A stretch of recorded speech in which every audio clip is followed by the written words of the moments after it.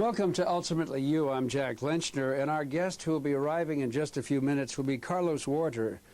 Dr. Warter is a psychiatrist and MD first, and then specializing in psychiatry.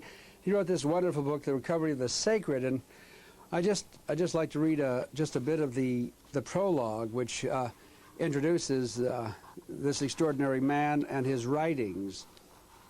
We live in a time of great spiritual hunger, but within each of us is the means of ending this famine. People around the world are beginning to sense the presence of a seed inside them. This seed has long been ignored by psychology, sociology, and the medical profession. Without the guidance of these fields, men and women are forced to search for its proper care, how to water it, fertilize it, and make sure it receives enough light. Some look to ancient wisdom, some to religious traditions, some to modern science. Regardless of the path individuals take, all want the same thing. Each wants his seed to mature into the fruit that will feed all of mankind, the fruit of the spirit, the soul. In our present time, most human experiences does not include the sacred and the secular in combination. We tend to separate the two, giving each a place to reside that is completely unconnected with the other. And as our world shrinks and speeds by at an ever-quickening pace, we seem to have moved all things having to do with the contemplative nature of the soul far away from us. We view altered states of consciousness, states in which we can perceive an existence beyond our own, as signs of illness or psychosis. We view ancient mystical traditions that talk of living a life of spiritual pursuits in combination with service to our fellow man as so much superstition. Doctors who promote spiritual psychology as a means of radical self-transformation and the use of prayer as a means of healing the body are viewed with suspicion or viewed as dangerous to their patients and themselves. This is a strange development from a historical perspective because in the past, humankind has always joined the mind, body, and spirit in harmony and mutual support. But all this is beginning to change. A new spiritual consciousness is entering the planet, one that connects all of us. We see this manifesting in many ways. Business people are reevaluating what they want in life, are finding that their families are more important than their careers. There is a movement in progress in this country that involves people acting with kindness towards others for no other reason than the connection that exists between all people. Bestseller lists are full of books on the human soul, angels, near-death experiences, and the importance of virtues. We are realizing that all humankind come from the same traditions, and all our religions develop from these shared traditions. Current science is also a part of this change, to view the world and the universe as an organic whole, not a fragmented reality. It's the realization of these numerous connections that is bringing mankind forward into a time of spiritual awakening. So in just a moment, I'm looking forward to greeting Dr. Carlos Warter, who's coming from his talk on America is Talking and should be here momentarily. Thanks for being with us on Ultimately You for those that are tuning in. And let me say that Carlos will be talking at the Learning Annex, I think, on May 3rd, on May 3rd in the evening. So if you want to meet him in person, that's an opportunity. I believe he's also speaking at Barnes & Noble as well. So we'll welcome him in just a moment as I go to pause. When he arrives, I may be behind the camera, so please forgive me for this one-man style, but I'm so anxious to share these guests with you that I'll sacrifice not always looking professional to offer what I can to all of you that have been watching Ultimately You for these many years. Thanks for being with us.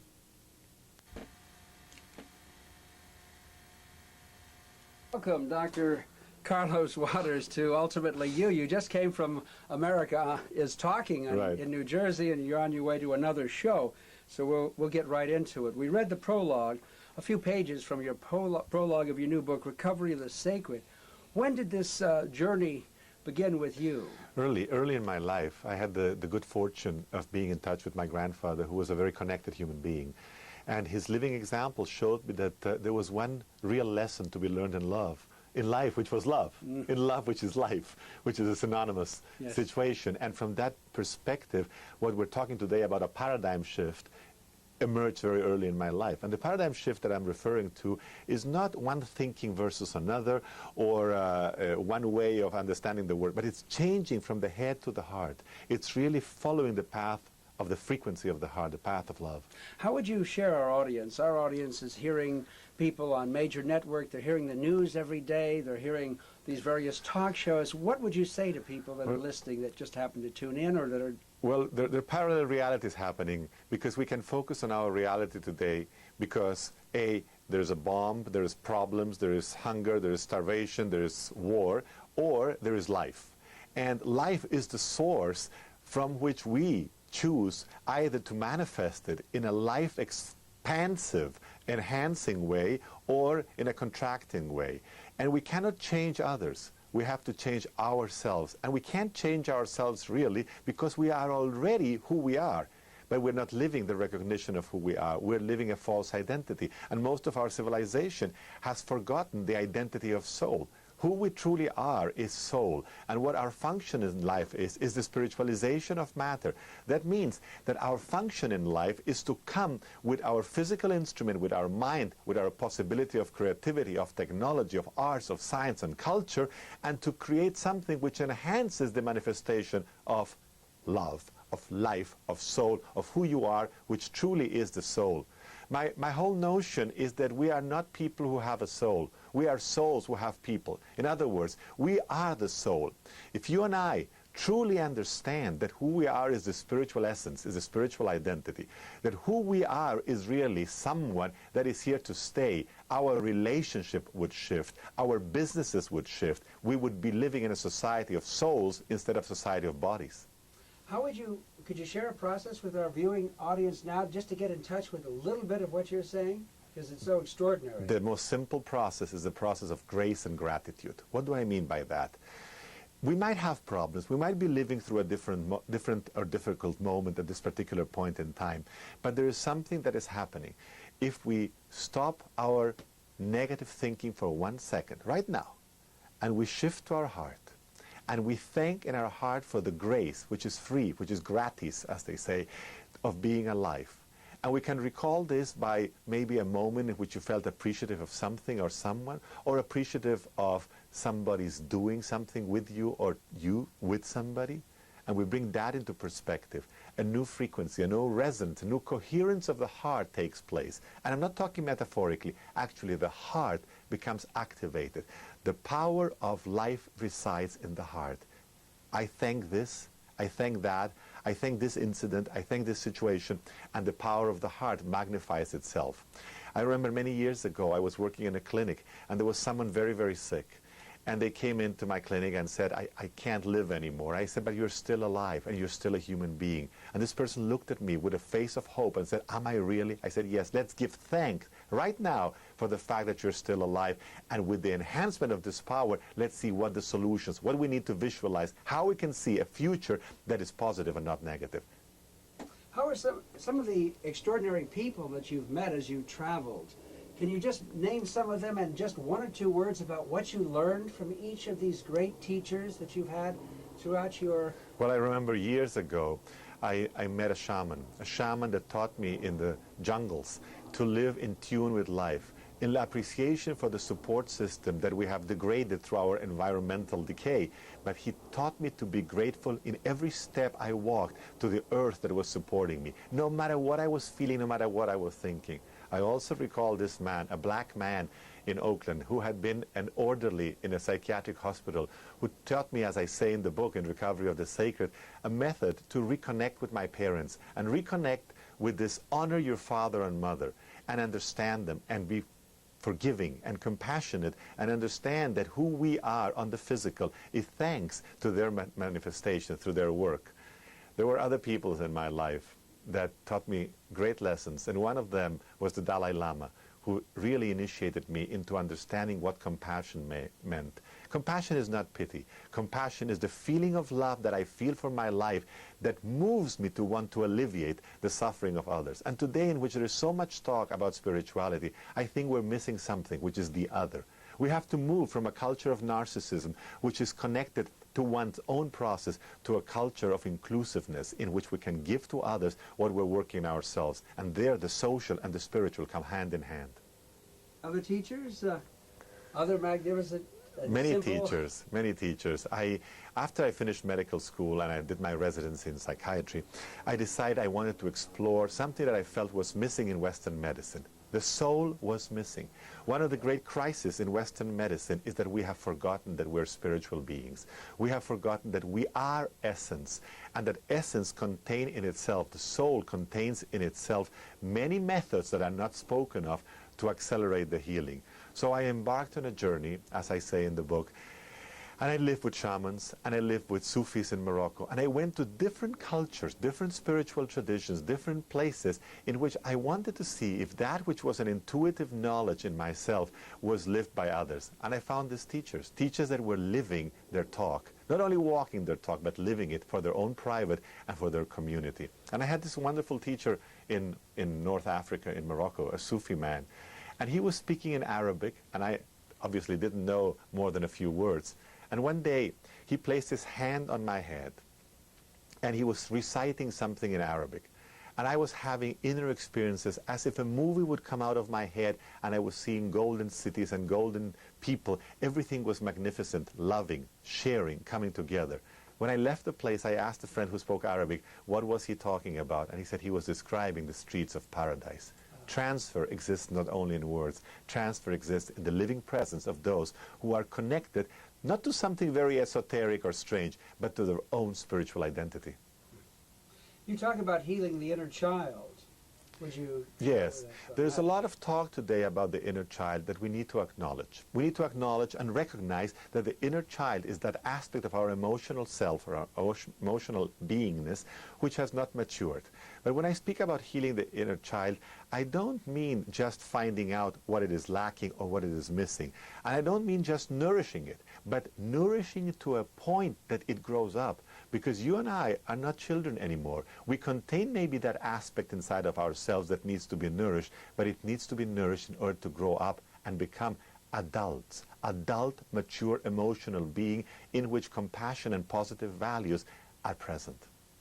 Yeah, and I think that the element of being an adult is really in being able to serve others. Exactly. I think often in the innocence of our youth, it's exploration and being in the moment. And I think part of that maturation process is really understanding selfless service. Exactly. Selfless service, which spontaneously children have with their peers. And at a certain point, in a culture like the one we're living, that sometimes I don't know if it is a culture or a lack of it, in which we have forgotten that the others exist.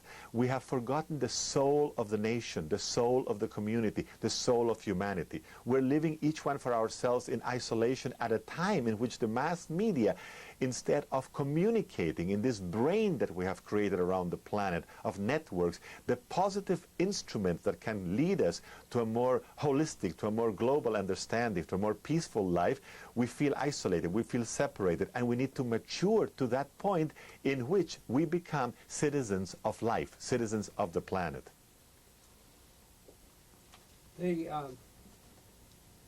What is it that we can do, the people that are watching us today? How can we begin this process, this journey, to get to the next stage? The first thing I believe is that we need to recognize that we are on the journey. We have began the journey. It is not something new. We don't need quick fixes anymore.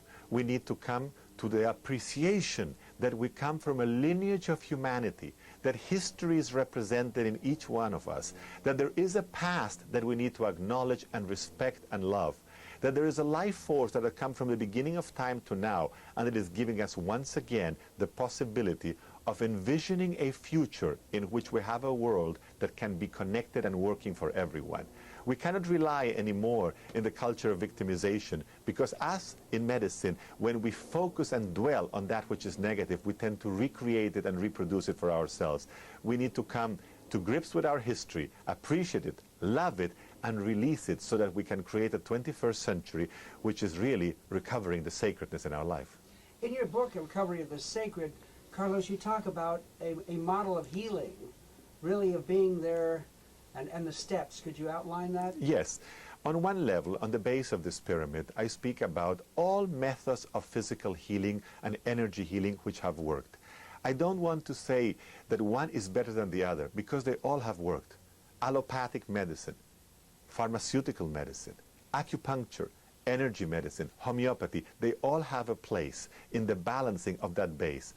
One of the problems today is that people are identifying, again, falsely identifying, with being the defenders of one school or another, instead of seeing that there are many paths towards healing.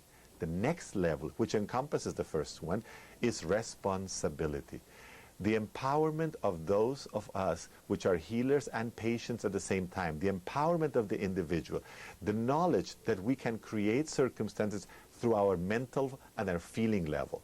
The third level, though, is not being stuck in responsibility and creativity, but coming to the point that with love and surrender to that love, which is our true soul identity, we can affect compassionately our own situation. I have heard so many times that people say, I have created the circumstance, and then they feel guilty about it. Well, we cannot feel guilty about it. We can understand that we create certain things which are not perfect in our manifestation, but when we love ourselves and we have true self-esteem, not ego-esteem, we move to the next level, which is soul awareness. And that's what I'm focusing in the book. In Recovery of the Sacred, I'm looking at lessons in which everyday life give us the opportunity to shift from third dimensional, from physical, from mental, from emotional circumstance, from society, to the understanding that who you and I are, I insist on this, are souls that have bodies, having a purpose in life. Purpose appears when soul awareness, understanding, happens to be. Is there something that you'd share with our audience right now to just give us a taste of a process of getting in touch with the soul? Yes. Our souls? As we take a deep breath and leave all these thoughts behind and turn to the heart, turn to our own heart, and say maybe some of these concepts are helpful and maybe others I can let go. We don't have to change our belief systems, our theories, our ideologies, but we have to descend to listen from the heart instead of listening in between our ears. Imagine right now that you have a big ear in your chest, and that this information which is coming in can either serve you now or later, but receive it with a sense of love and appreciation, not because of the date that it's being given, but because we have a unique date in history. We are meeting right now, we're alive right now, and the destiny of my life, your life, our life, that we can leave for our children, that we can really, really agree upon now, the sacred value of living. The Sacred, Lessons in Soul Awareness, it's published by Health Communications Incorporated, and it's in Barnes & Noble as well, I understand. You'll be speaking there later in the week, Right. Very soon. It also, it seems like this Health Communications Incorporated, whose number is 800-441-5569. We'll put that number on the closing credits as well. They seem to have lots of interesting books related to this area, but certainly that's a source for finding out more of Recovery of the Sacred. Dr. Warter will be speaking at the Learning Annex on May 3rd at 6:30. And tell me, your earliest published book was on poetry. Well, poetic prose. Actually, I was writing a journal. I never intended to publish it, and the manuscript of this journal came, I was living in Chile then, came through a friend to poet Pablo Neruda, who later became the Nobel Prize literature. And a few months after he had read it, he gave me a phone call. I had never met him. That's how I met him. And he said that it was definitely worthwhile publishing. And he got me a publisher and wrote a preface. And it was interesting because in the preface he said something to the effect, you're stopped by the unreasonable tenderness of love. May love guide you. There is no other mystery, there is no other reason that can take you further. And this is 25 years later. Say that again, please. There is no other reason but love that can take you further. There's no other reason but love that can take you further. May you be guided by love. May you be guided by love. There is no other reason that can take you further. May you unfold in this own mystery of your own life. May you unfold in this own mystery of your own life. Yes. And actually this has been my life. It's been an unfoldment of love and of this mystery, because one never knows what the next turn really brings, but by keeping that focus of the heart, that path of heart, beautiful things and wonderful things have happened. And Neruda was very, very wonderful being. Wonderful being. He was a mystic, and he had social awareness, and of course he was a politician in his own right. It was interesting that in your book you referred to Gurdjieff and Ouspensky, and they were also Russian mystics. Yes. In a sense. Well, it was interesting because when that book came out, I was contacted by a lady, as I describe in the book, who queried me, asked me about Gurdjieff and Ouspensky, who I did not know at the time, and she was the head of the Gurdjieff movement, and they were looking for somebody that would continue the work. And she said, if you would know what you wrote about, I will be your student. Later I found out, I became more familiarized. It's half a lifetime later. Half a lifetime later. Once there was supposedly, I'm told, a very well-known psychic that came to this boat, and she said, as she left, she said, she's a known healer, and as she left the boat, she said, today, she thanked me, and she said, today I received a healing. Yeah, it's a wonderful being. And then as she left, and then she called me up, and she kept saying, if you only knew who you were, if you only knew who you were. But I wasn't buying into it. I didn't ask till the next day, and it was so cute. Well, the important thing is who we are. Who we are now. Who we are now, and who we are in that transcendent continuum. There's so much interest in past life these days, but I am more interested in what are we going to do with this life and project it into the future. That's correct. Because who we have been has brought us here, and we have to be grateful and thankful for that. But really, we have a unique opportunity, which is leaving a world which can be wonderful for our kids and kids. Yeah, better than we found it, certainly. And recovery of the sacred lessons in soul awareness. Any other teachers? And I love each teacher, everybody that comes into our life is obviously a teacher for us, and we're perhaps a teacher for them. And oftentimes each teacher has just a unique sweetness or brilliance or wisdom for us. I would like to. Teachers are all over. It's how we take them. There's this saying, when the teacher is ready, the student appears, or the student is ready, the teacher appears. And what I think is, like, when we are ready, when we as humans are ready, the teaching, which has always been here, becomes manifest. And one that I would like to quote, which I also write in the book, is the teaching of love. You and I have fallen in love many, many times. And the question is, have we taken that as just the object of love, or have we seen that this being with who we have fallen in love has triggered in ourselves the ability to become loving people, to become loving ourselves? And to me, one of my early love relationships, when I was in my 20s, opened me up to the capacity that has never ended of continuing to love. And this love is not restricted to a relationship. It's loving the love of life. And this love of life is not some esoteric or airy-fairy notion. It is being present in the heart with every circumstance. And in my medical practice, it came in very handy. When I would not just look at the person from the diagnostic point of view, which I was trained, but look at the opportunity to be in contact with another human being at this particular point in time in order to share essence. Because who you and I are is that essence manifesting itself over and over again with opportunities to live a life of gratitude and creativity, or a life of pain. And it's not like pain does not come. It has. We all have our dose of pain. But how we can live it, how we can support each other, how we can become a compassionate society is a very valuable thing. In the few minutes that remain, if you could speak to the whole world at a time that they were most open to hear what you have to say, you'd probably say what you just said. Yes, I probably say what I've been saying. But if I can summarize it, I would say this.